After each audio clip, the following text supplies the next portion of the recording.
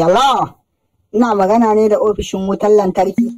Yalla bai wani taimako kake so daga gare mu?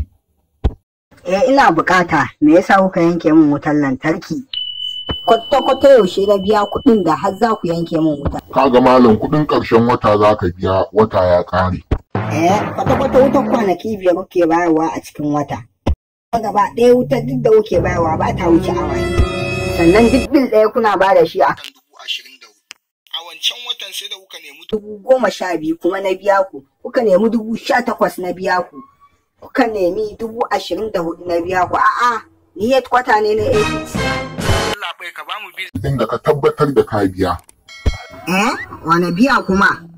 Idan kuna da ƙarfi ku zo har inda nake ku karɓi nefa bil ɗin.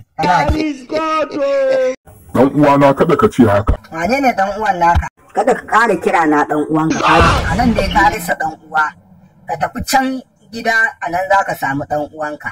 Barayin banza da na wofi. Sai kun je kun yi shaye-shayen ku malalata. Ta ni kake kira da barawo? To a bayan idan kuma al'ummar da suke eriyan mu duk barayi suke kiran ku. Barawo ka je ka nemi ilimi. Ba za ku zo ku dinga yi mana shirman banza ba. Kai ba barawo ba ne ba, ka fi ƙarfin barawo. Saurara. Kai ɗan fashi ne. Me ka ce? An damfara na ce. Abina wata lifi sir. Da ka ce in baka wannan kuɗin, gwara ka zo ka yi min. Kai na gane kai ba ma'aikacin wuta ba ne ba. Kai bawan Allah ne kake cewa haka ne.